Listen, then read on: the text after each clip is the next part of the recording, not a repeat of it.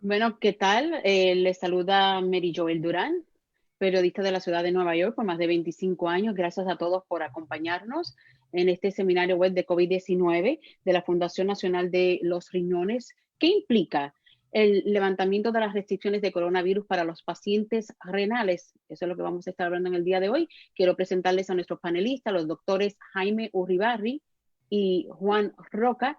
El doctor Urribarri, nefrólogo, es médico e investigador clínico, nació en Chile, recibió su título de médico de la Facultad de Medicina de la Universidad de Chile, realizó toda su formación de posgrado en los Estados Unidos, ha estado en la Escuela de Medicina Icahn, esto es en Mount Sinai, en Nueva York, desde 1990, donde actualmente es profesor de medicina y director de la clínica renal del programa de diálisis en el hogar en el Hospital Mount Sinai. Así que muchísimas gracias. Y el doctor Juan Roca, es profesor asociado de cirugía en el Colegio de Medicina Albert Einstein, cirujano asistente para trasplante de órganos abdominales y cirugía hepatobiliar, director quirúrgico de trasplante de riñón y director del programa de donantes vivos en el Sistema de Salud Montefiore, esto con sede en el Bronx, en Nueva York. Así que gracias a ambos por acompañarnos en este seminario sobre la nueva normalidad que todos estamos viviendo mientras la nación reabre. Así que es un placer tenerlos a ambos, pero antes de comenzar, quiero decirle a quienes nos están viendo que pueden enviar sus preguntas a nuestros panelistas con solo hacer un clic en el botón donde dice Q&A, que dice Q y A en su pantalla de Zoom, así que pueden escribir sus preguntas y después le dan a Enter. Ahora vamos a comenzar nuestro seminario. El doctor Ubarri nos podría hablar, por favor, de lo que significa esta nueva normalidad para las personas con enfermedades renales después que nuestra nación reabra. Primero que nada, gracias por invitarme a la National Kidney Foundation.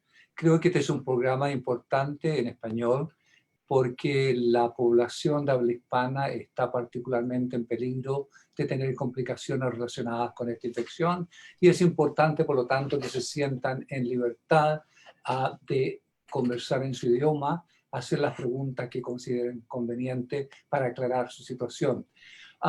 Lo que es claro es que todo esto que está pasando con el virus ha ido evolucionando. Lo que entendíamos en marzo cambió en abril y está cambiando ahora en mayo. Entonces es importante que cualquier tipo de perspectiva o de consejo que en este momento estamos planteando son cosas que son válidas para este momento y es probable que dentro de unos pocos meses las reglas van a cambiar un poco en un sentido, en una dirección diferente, pero tenemos que tratar con lo que tenemos. En la medida que sabemos, el virus es altamente contagioso y es muy importante, extraordinariamente importante, tratar de mantener lo que se llama la distancia social.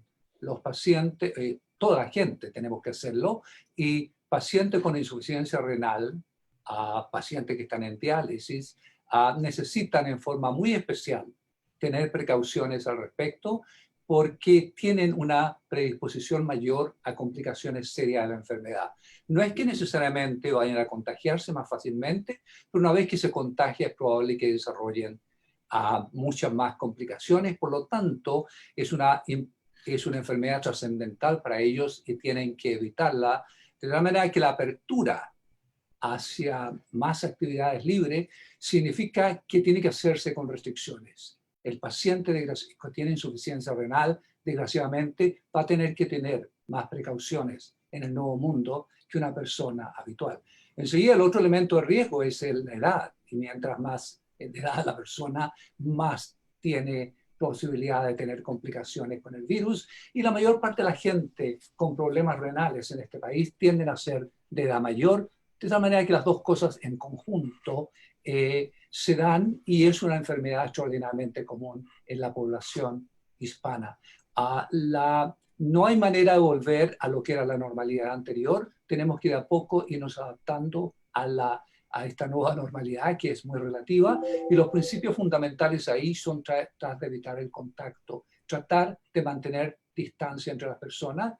Cada vez que se va a alguna parte o que se realiza cualquier tipo de actividad, de estar seguro que se lavan las manos frecuentemente y evitar todo tipo de contacto. Y evitar la muchedumbre, evitar estar muy cerca de personas en general. Desgraciadamente, por lo tanto, la apertura no puede ser total, es una apertura parcial y la gente con problemas renales tiene que prestar más atención que el común de la población. Muchísimas gracias, doctor Uribarri. Usted dijo algo muy importante, el distanciamiento social, que todos los expertos lo han dicho, es lo que está funcionando y es lo que tenemos que seguir practicando. Pero la realidad es que el COVID-19 se le ha llamado el monstruo invisible que nos ha atacado de una forma histórica. Esto nunca se había vivido. Así que, doctor Roca, ¿puede usted hablarnos de lo que se sabe sobre inmunidad tras las infecciones del COVID-19? Bueno, primero, muchas gracias al National Kidney Foundation por invitarnos, al doctor Uribarri y a mí, a tratar de informar a la población hispana acerca de cómo podemos tomar precauciones hoy para prevenir complicaciones por COVID. Quería hacer un poco de eco de lo que el doctor Uribarri dijo acerca de que hoy tenemos mucho más información que en los pasados 2 meses. Hemos aprendido muchas cosas, pero también cuanto más información tenemos, más preguntas generamos. Y cuanto más queremos volver a un estado de cierta normalidad, que no creo que sea la que hemos vivido antes de que esto ocurra, también se generan más preguntas. Y por lo tanto, sí, todas las respuestas y recomendaciones que les vamos a dar hoy van a ser con la información que tenemos hasta hoy, pero también van a ser con un montón de preguntas y un montón de incertidumbres acerca de lo que todavía nos toca aprender. ¿Okay? En cuanto a la inmunidad, por ejemplo, el test de inmunidad que se hace no es el test que todos ven en social media o en las noticias. El test que se ve de los drive-thru, que se hacen afuera o en carpas, donde ponen el hisopo, el swab en la faringe para rescatar el virus y confirmar la presencia del virus, eso es un test que demuestra la infección activa. Hay un test que es de sangre, que busca encontrar si el cuerpo de una persona desarrolló anticuerpos contra el virus. ¿Okay? Y esos anticuerpos contra el virus tardan en desarrollarse algunas semanas. ¿Okay? Típicamente 2 a 4 semanas para que se puedan empezar a ver. Hay reportes de antes, hay reportes de más tarde, pero anticuerpos específicos contra el coronavirus se pueden desarrollar después de una infección más o menos a las 4 semanas. Lo que sí todavía no sabemos es cuán efectivos pueden ser estos anticuerpos en prevenir una segunda infección. ¿Okay? Sabemos por otras enfermedades virales, que si uno desarrolla anticuerpos, tiene altas chances de estar protegido para una futura infección, pero no lo sabemos para el coronavirus. Y no sabemos por cuánto tiempo, si es que fuere efectivo, por cuánto tiempo puede ser, si por unos meses o para el año que viene. ¿Okay? Y estas cosas las vamos a tener que ir aprendiendo en los próximos meses. Así que por ahora recién estamos en una etapa donde estamos colectando información, estamos tomando muestras de sangre en pacientes que han tenido la infección y estamos pudiendo confirmar si desarrollaron anticuerpos. Ahora recién estamos haciendo eso. Todavía tenemos que ver qué valor tienen esos anticuerpos en el futuro. Muchísimas gracias, doctor Roca. Bueno, lamentablemente los hispanos pues, son más vulnerables a desarrollar enfermedades renales. Se estima que 1 de cada 3 tiene esas probabilidades. Así que, doctor Uribarri, ¿cómo la reapertura puede impactar a personas con enfermedades crónicas de los riñones o los que están en diálisis? Claro, son 2 grupos importantes.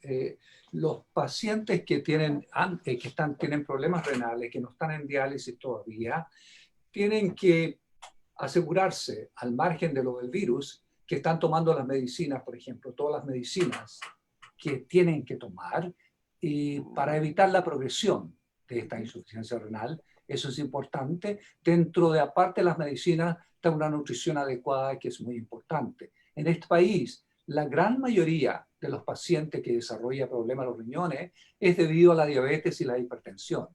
Y la diabetes es esencialmente una enfermedad socioeconómica de no comer bien, de no ejercitar bien, de tal manera que en el fondo, haciendo un programa de comer sano y haciendo actividad, ejercicios, tiende a disminuir considerablemente los efectos de la diabetes e incluso la hipertensión, y a través de eso podemos, al margen de las medicinas que se toman, evitar la progresión de la insuficiencia renal. Eso es algo que continúa sin COVID, sin el virus. Lo que hay que hacer es estar seguro que se hace seguimiento con el médico, y lo que estamos haciendo en este momento es transformando la mayor parte de las visitas que se hacían antes persona a persona a través de la distancia, ya sea a través de conversaciones telefónicas o de video.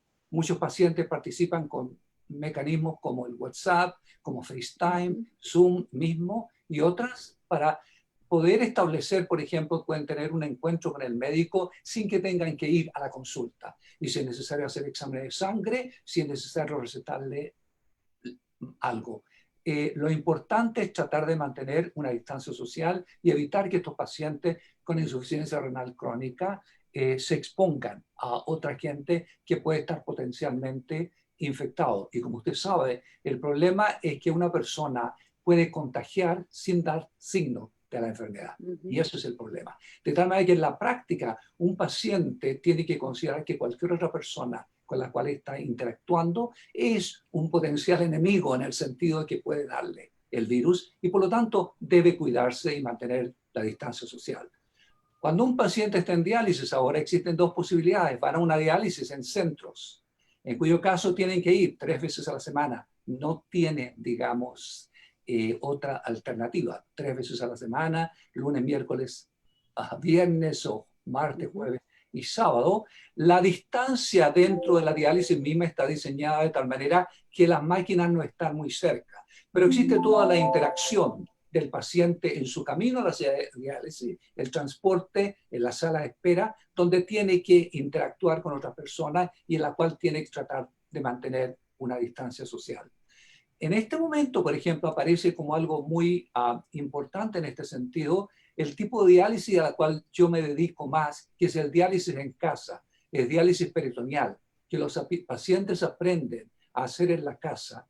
Y nosotros tenemos una unidad de 80 pacientes, por ejemplo, y en los últimos 2 meses no hemos visto a nadie en persona, y todas las interacciones se han hecho a través de video y teléfono. Y eso nos ha permitido entonces que estos pacientes se mantengan realmente en cuarentena en la casa y eviten muchos contactos. Pero a la vez, el evitar contactos es bastante difícil porque existe todo el entorno, ¿no es verdad?, familiar. Una persona que con buenas intenciones viene a visitarlo y sin saber lo contagia. De tal manera que desde ese punto de vista hay que ponerse un poquito obsesivo con respecto, hay que mantener la distancia social, es lo más importante al respecto. Muchísimas gracias, doctor Uribarri. Bueno, doctor Roca, usted es cirujano de trasplantes, sí, especialmente también de riñones. ¿Cómo va usted el impacto de la reapertura en aquellas personas que están a la espera de un trasplante o aquellos viviendo con un trasplante? Y bueno, es particularmente complicado. Ya todos sabemos las complicaciones del virus en la población general, con una tasa de mortalidad que es relativamente alta para otras enfermedades que hemos conocido. Creo que en este momento aquí en Estados Unidos está entre el 5 al 6% de mortalidad para la población general. Y es un poco impredecible a quién la enfermedad le va a dar complicaciones y a quién no, pero como dice el doctor Ibarri, hay ciertos factores de riesgo, como la edad, como la diabetes, como la presión alta, como la enfermedad cardiovascular. Todas esas cosas influyen mucho en que la enfermedad tenga más complicaciones. Y trasplante tiene varios factores por los cuales puede ser más complicado. Primero, porque la gente que tiene un trasplante de riñón o que necesita un trasplante de riñón tiene por lo general la edad, de edad más avanzada, tiene por lo general diabetes, tiene por lo general presión arterial alta, y también problemas de obesidad y problemas de cardiovasculares. O sea que por lo general son pacientes que están con un bagaje de enfermedad importante. O sea que esto hace que las complicaciones por el virus sean más altas. En los datos que tenemos de aquí, del estado de New York, es más o menos un 20% de mortalidad si tienen infección. O sea que es bastante alarmante el número. Y entonces, eso, como para la población en general todavía no tenemos una buena solución de tratamiento de la enfermedad de COVID, y la mejor recomendación que podemos dar es el aislamiento, como dijo el doctor Ulibarri. Para la población de trasplante, lo que sí tenemos que hacer es, tampoco tenemos buenas soluciones de tratamiento, porque no han salido todavía, tampoco hay soluciones de prevención como vacunas, o sea que el único recurso que realmente tenemos que poner mucho énfasis es el aislamiento. Porque eso es la única herramienta que tenemos para evitar contagio. Y evitando contagio evitamos desencadenar todas estas complicaciones. Entonces, ¿cuáles son los desafíos en la comunidad de trasplante? Bueno, el gran desafío es el siguiente. Pacientes que ya están trasplantados están con estas enfermedades que les dije, con un riñón funcionante supuestamente, pero además tienen las defensas deprimidas porque le damos medicación para evitar rechazo. Entonces realmente tienen que extremar las precauciones de aislamiento y evitar contactos innecesarios con personas que puedan portar el virus, evitar estar en lugares donde haya hacinamiento o haya mucha gente, como transporte público, en los elevadores. Yo les recomiendo que usen máscara todo el tiempo, salvo que estén en su casa aislados, si no, debieran estar con máscara todo el tiempo. Y extremar ese tipo de precauciones. Ahora que vamos a estar entrando en una etapa de apertura en el resto de la población, donde evidentemente es necesario tratar de volver a cierta actividad, porque económicamente esto es inviable, va a haber mucha presión para los pacientes que tengan un trasplante o los pacientes que estén por tener un trasplante, en donde no van a estar en la misma sintonía con el resto de la población. Y nuestro llamado es que realmente este tipo de apertura, los pacientes trasplantados o que estén en lista de trasplante realmente lo tomen con mucha cautela y sigan extremando las condiciones de aislamiento.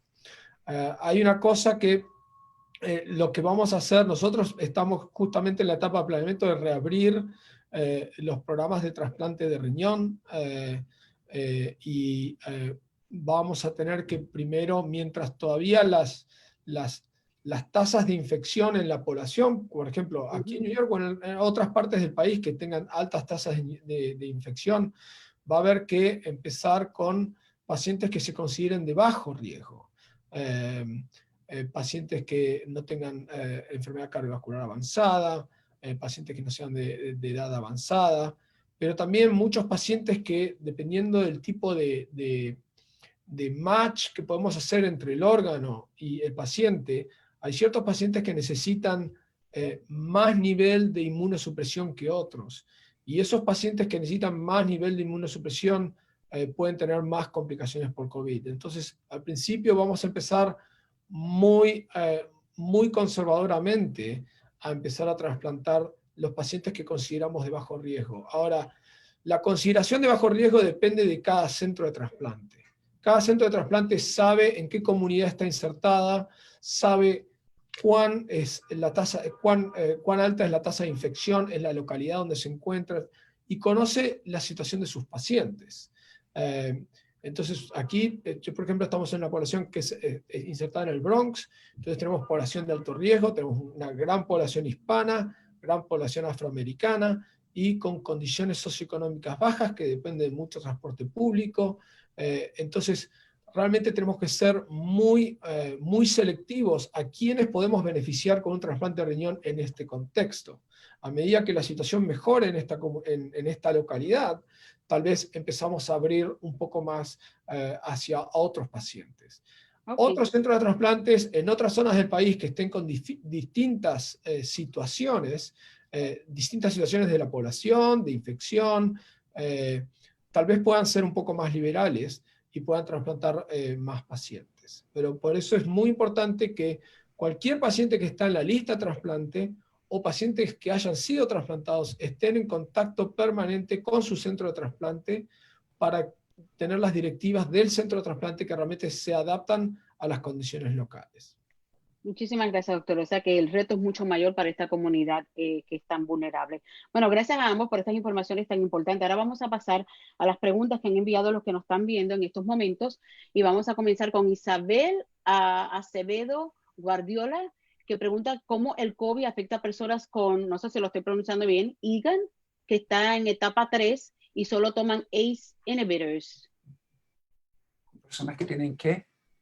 Dice aquí IgAN o IgAN y que están en, IgN nephropathy.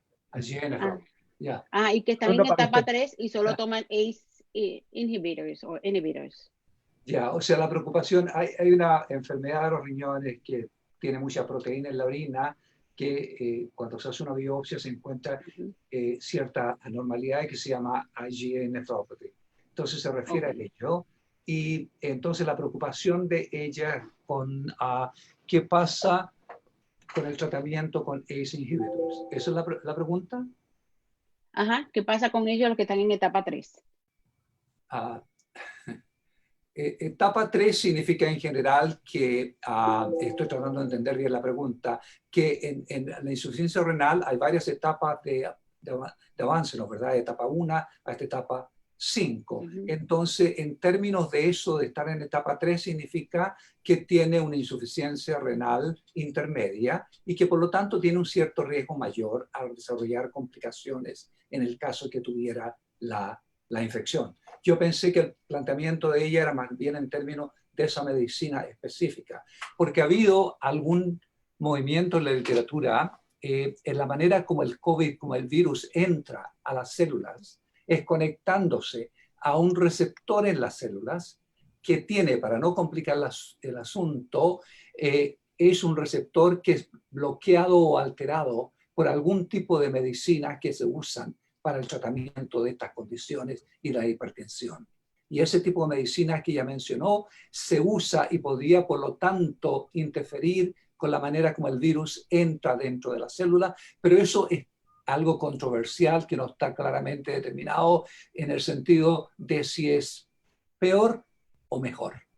De tal manera que no hay ninguna razón para cambiar la terapia con esa medicina en este momento, dado lo que conocemos, si esa era la intención de la pregunta.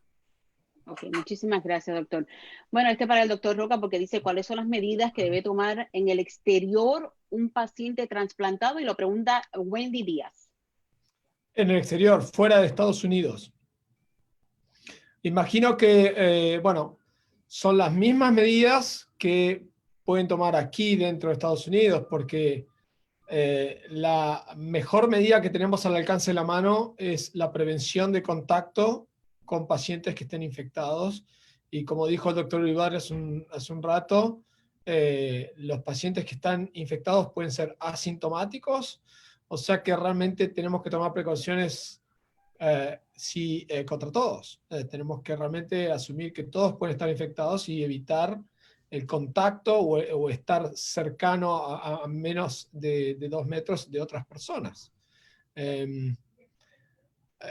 Las condiciones, hay sistemas de salud que son un poco más sofisticados que otros en distintos países. Mi experiencia con América Latina y con Argentina específicamente, donde soy, es que son países que tienen una menor infraestructura de salud pública y lo que han hecho es tomar medidas más restringidas que aquí en Estados Unidos de aislamiento. Entonces, como han hecho en Europa también. Aquí en Estados Unidos las medidas de aislamiento no son tan severas. En otros países la gente prácticamente no puede salir de la casa. Entonces, cuanto menos infraestructura de salud pública haya, más hay que poner énfasis en las medidas de aislamiento. Bueno, también Nancy Marlene, doctor Roca, pregunta qué pueden hacer los receptores de trasplantes. Los que han recibido trasplantes se tienen que cuidar mucho porque están inmunosuprimidos. Entonces, si se contagian de la infección, muchos pueden andar bien, pero sabemos que a muchos no le ha ido bien. Hemos tenido muchos pacientes enfermos por COVID y pueden desarrollar muchas complicaciones. Entonces, realmente tienen que tratar de mantener las medidas de aislamiento de contacto como están recomendadas hasta hoy, y mantener un buen contacto, una buena comunicación con su centro de trasplante. Ante cualquier duda, nos ha pasado a nosotros también que muchos de nuestros pacientes han llamado al servicio de emergencias porque se sentían mal en su casa.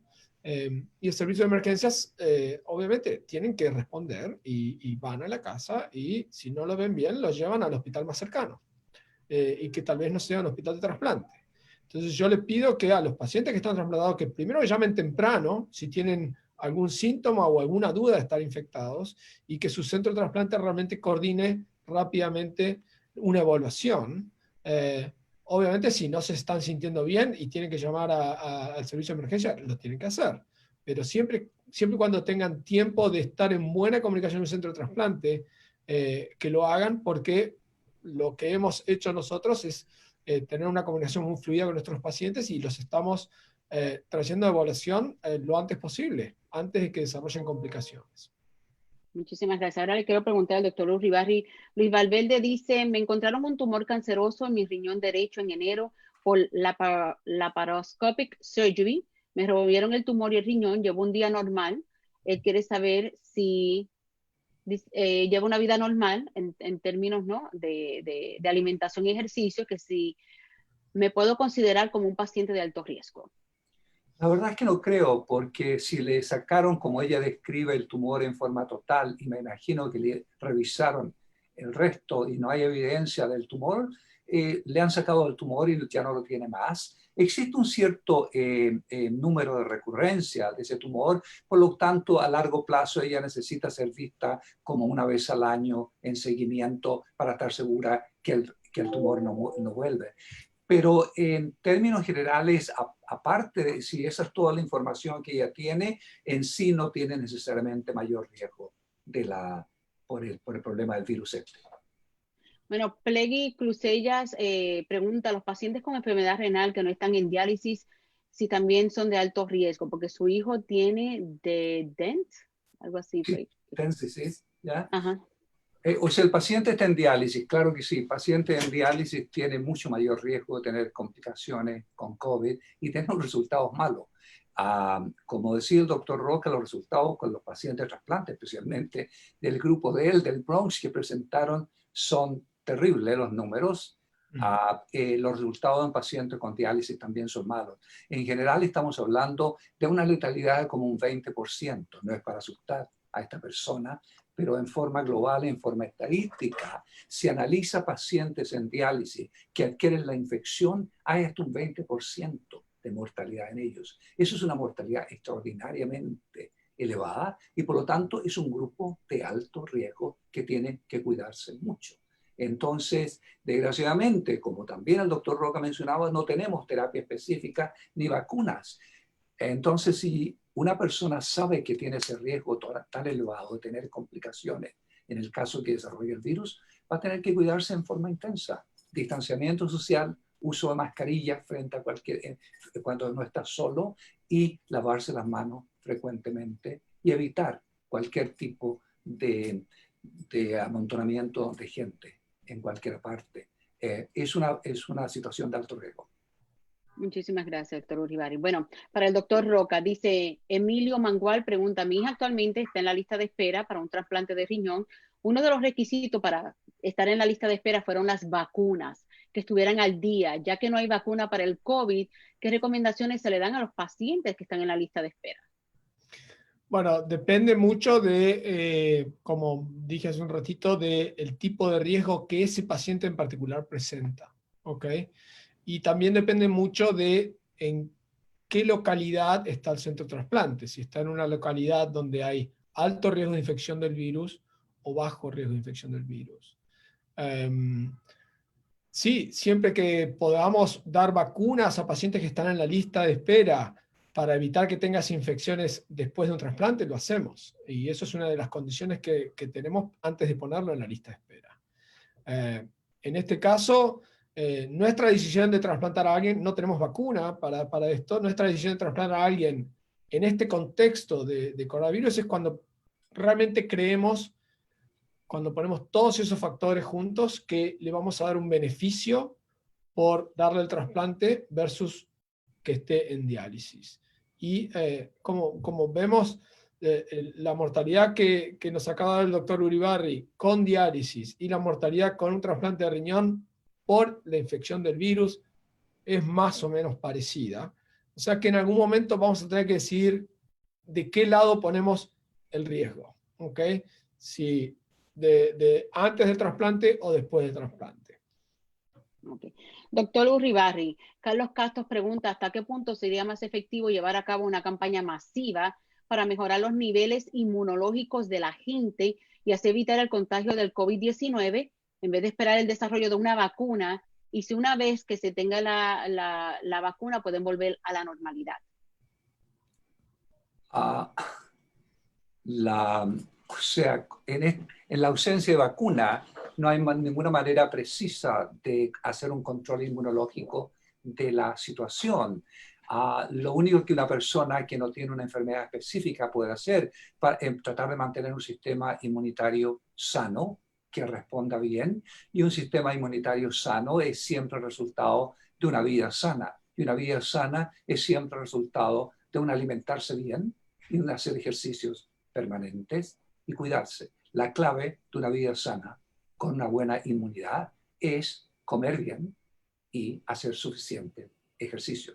Que entre paréntesis, mucha gente tiene incluso problemas de hacerlo en este momento, porque centros tradicionales donde se van a hacer los ejercicios, como los gimnasios, están todos cerrados. Y luego, una vez que los abran, van a crear un conflicto porque quién se acerca, cómo se asegura en un gimnasio que la distancia social se mantenga y la limpieza en el uso de un aparato después que una persona lo ha usado y esto y lo otro. En otras palabras, en la ausencia de una vacuna no puedo pensar en ninguna otra manera como aumentar la inmunidad, excepto tener una vida sana con buena nutrición y ejercicio. Ok, entonces vámonos a la próxima pregunta, que es de Ángela Díaz. Dice, ¿qué medidas deben tomar los pacientes renales que deben reintegrarse a sus trabajos? ¿Qué derecho les asiste como empleados y pacientes renales?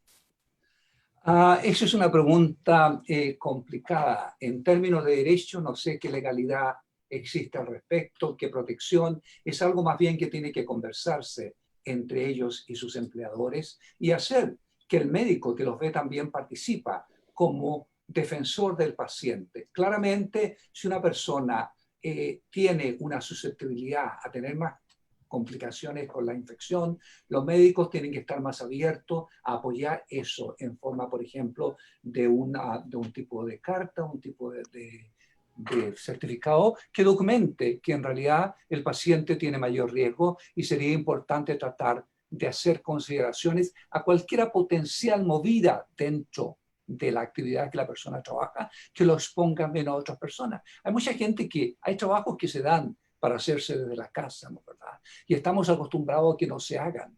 Y una de las maneras es, por ejemplo, permitirle a alguien a trabajar desde la casa, pero hay muchas otras situaciones que se podrían discutir. Un paciente con problemas renales está a mayor riesgo con el COVID, por lo tanto, tiene que tener cuidados y uno de los cuidados es cómo se integra a la fuerza laboral. Eso es algo, de nuevo, que tiene que discutirse con el empleador, con el médico tratante. Muchísimas gracias. Esta pregunta para el doctor Roca. Perla Chávez dice, ¿personas con trasplante de riñón podrían regresar a trabajar después de que empiecen las aperturas? Muy parecida a la pregunta que contestó el doctor Ibarri, es una pregunta muy difícil de contestar. Creo que dependerá del contexto de ese trabajo, número uno. Si en ese ambiente de trabajo se puede mantener medidas de aislamiento social adecuadas para un paciente trasplantado. De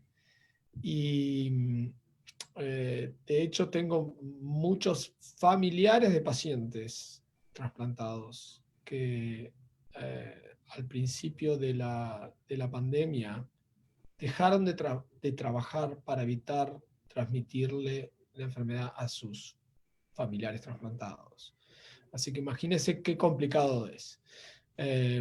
Definitivamente vamos a tener que convivir con el coronavirus por mucho tiempo, y esto no es cuestión de esperar que pase la tormenta y después salir.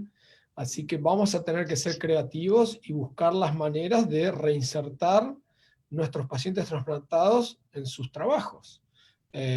Con algunas industrias se podrá hacer más fácil que con otras. Va a depender muchísimo de no solamente del riesgo que presenta ese paciente en particular, por riesgos médicos, pero también los riesgos del ambiente de trabajo y del tipo de acomodación que le puedan hacer en su lugar de trabajo para evitar contactos. Ok, y también Ángela Díaz pregunta, ¿cómo han cambiado los protocolos de trasplante en este momento de COVID-19 y cuán seguro puede resultar el trasplante en este momento? Bueno, es una muy buena pregunta, y es la pregunta que estamos tratando de todos los días contestar a medida que vamos planeando resumir actividades de trasplante. Hay ciertas medicaciones que se dan para prevenir rechazo que son más fuertes que otras, y creemos que si tenemos que dar esas medicaciones, eso puede aumentar el riesgo de complicaciones por infección de COVID. Eso son conversaciones que va a tener que tener con su propio equipo de trasplante, porque ellos saben los detalles de qué medicación cada paciente necesita.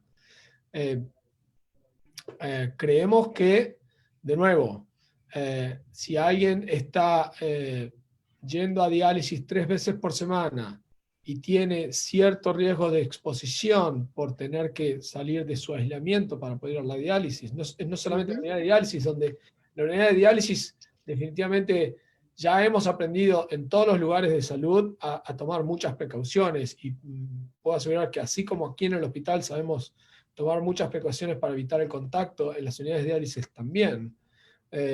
Ahora, el transporte, la interacción con la gente en camino a diálisis, todos esos encuentros son exposiciones.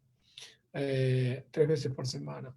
Tenemos que poner eso de un lado, y del otro lado tenemos que poner, sacarlos de diálisis, darle un trasplante, y ver qué riesgo va a presentar si tiene una infección después del trasplante. Después del trasplante va a tener que, de alguna manera, tener visitas frecuentes con el equipo de salud, el equipo de trasplante. Muchas las podremos hacer por video o por teléfono, pero también hay que sacar sangre, hay que hacer test.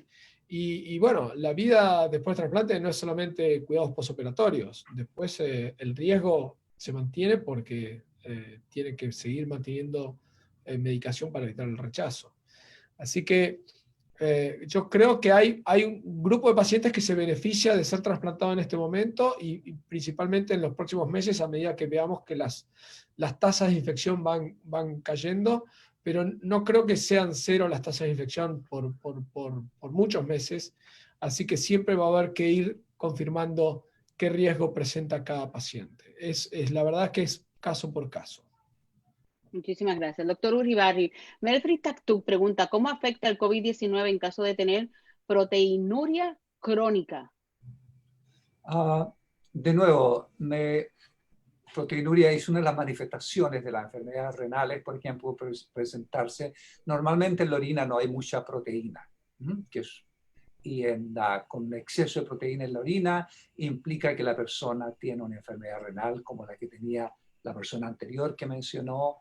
y muchas veces se hace ese diagnóstico a través de una biopsia renal y se utilizan medicinas para eso.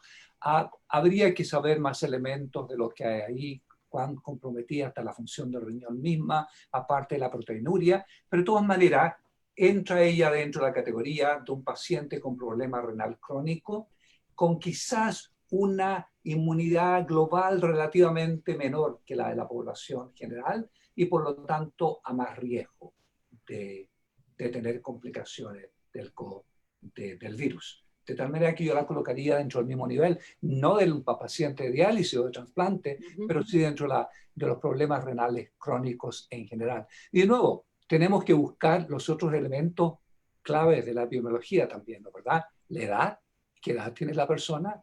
Mientras más edad, al margen de todo esto, es más riesgo la presencia simultánea de obesidad, diabetes e hipertensión. Doctor Uribarri, ¿qué pasa con las personas que nacieron con un riñón, están estables, también corren mayor riesgo del COVID? No, no creo, sobre todo si se ha confirmado que la presencia, que la disfunción renal es normal. Hay mucha gente que nace con un solo riñón, hay mucha gente que dona un riñón para los pacientes del doctor Roca, ¿no es cierto? Lo hacen todos los días. La gente son donantes vivos, se les toma un riñón, se le donaron a un pariente o un amigo y ellos continúan su vida muy bien. El nivel de complicaciones es prácticamente mínimo. Hacen una vida muy bien, muy normal. No, esa gente no tiene más allá de los riesgos debidos a la edad, obesidad, hipertensión, diabetes. Le agradezco la aclaración porque eso es algo muy importante porque cuando estamos tratando de poder llevar a trasplante gente, realmente necesitamos de los donantes vivos y los donantes vivos por donar un riñón no incrementan su riesgo de tener complicaciones por COVID. Gracias por aclararlo a ambos. Bueno, doctor Roca, Jay pregunta, ¿qué medidas se pueden tomar si un paciente que ya haya sido trasplantado vive con un individuo que ya tuvo COVID-19 y pasó el tiempo de cuarentena fuera de la casa? ¿Es seguro que la persona que tuvo COVID-19 regrese a casa después de pasar el test de COVID-19 negativo? Qué pregunta, esa es una de las preguntas más difíciles de contestar. Sí.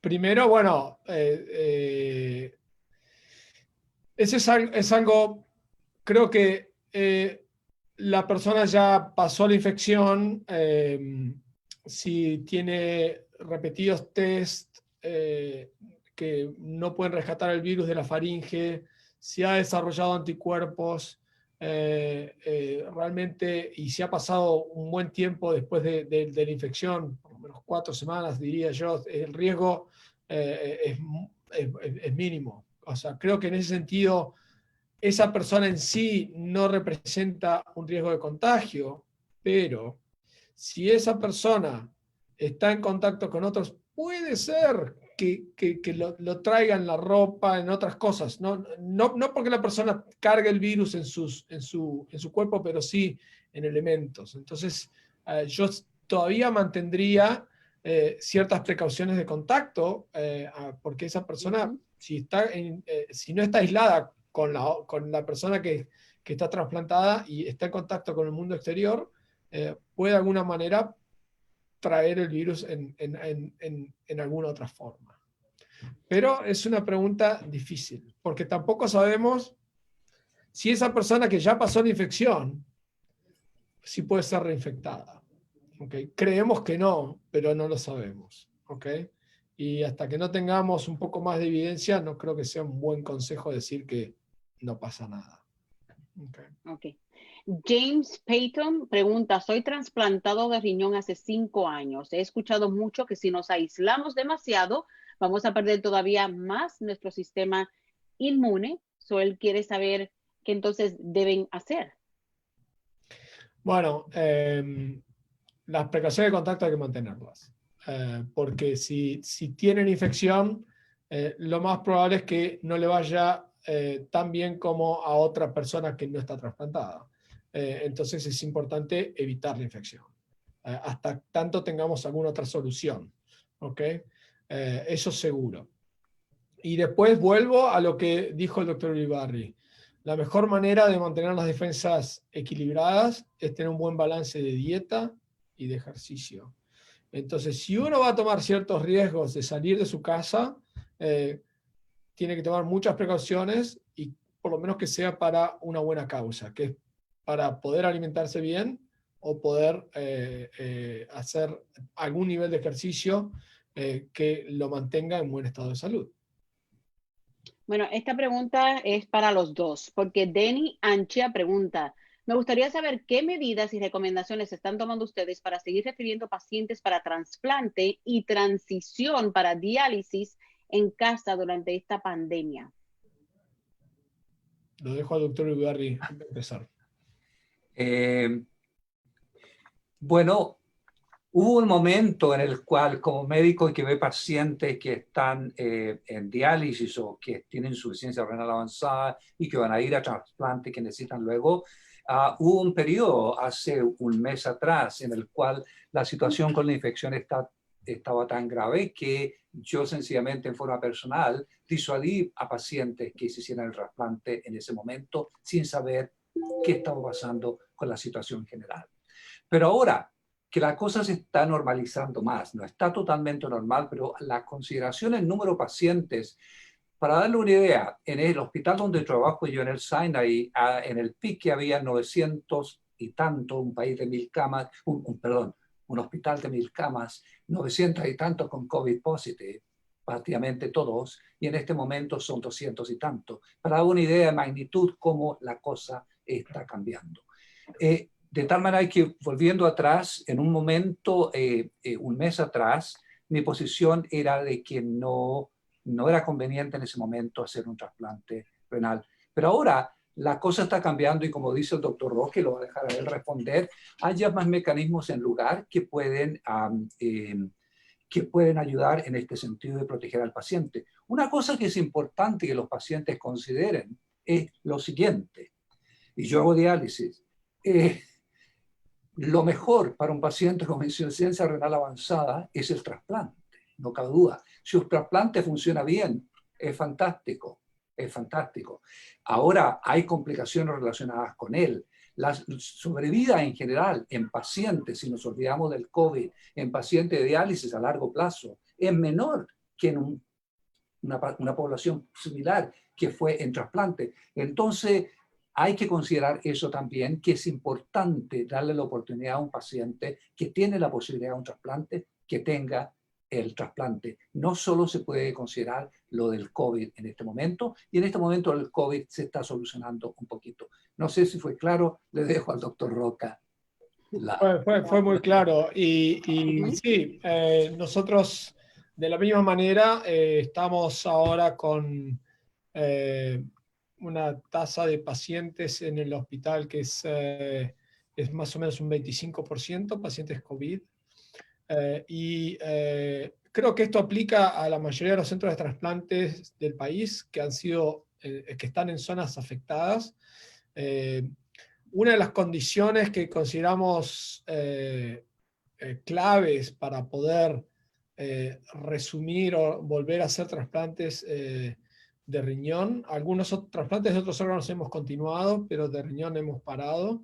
Y ahora una de las condiciones que consideramos claves para volver a empezar es poder mantener unidades dentro del hospital que estén limpias de pacientes COVID, que sean unidades que los quirófanos estén limpios, que la sala de recuperación esté limpia, que la terapia esté limpia y que el piso o la guardia de trasplante esté limpia con todo el personal chequeado, con todos los pacientes chequeados.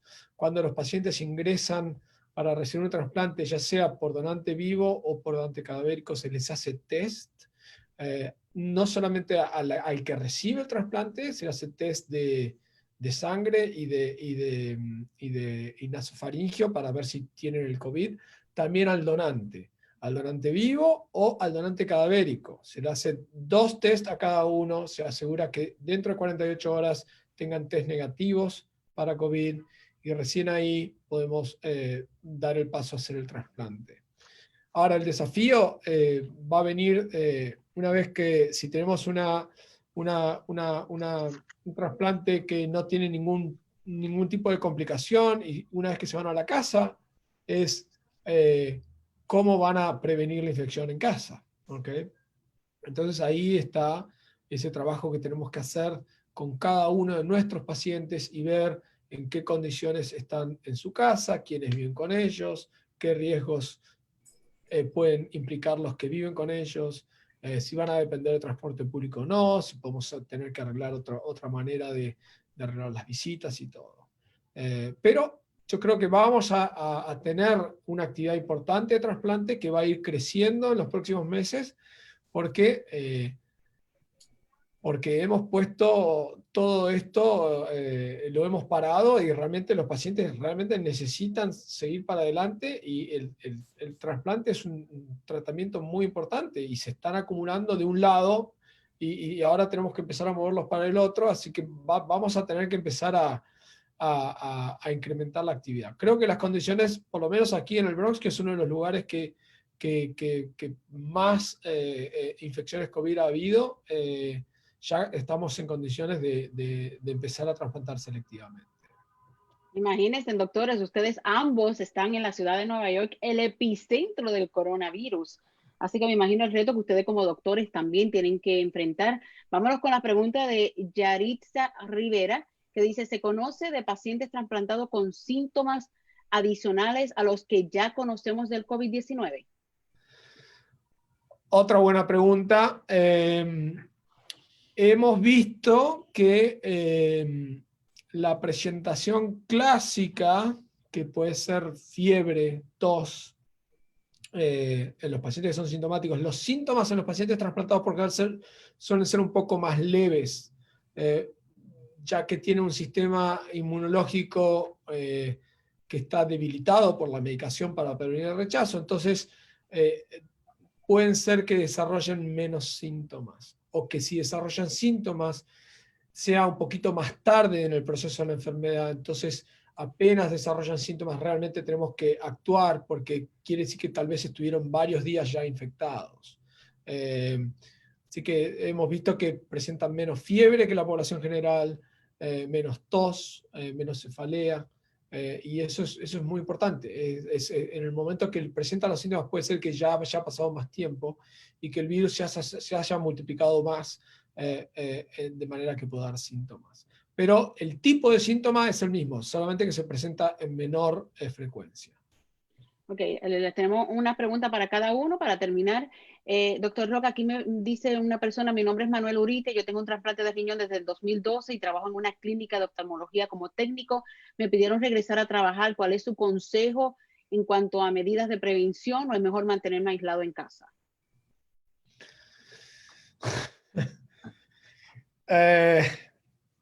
Mire, está trasplantado hace un tiempo, eso igual yo creo que no cambia su riesgo.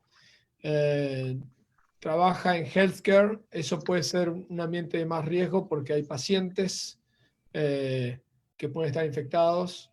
Realmente es muy difícil decirle a alguien que se abstenga de trabajar.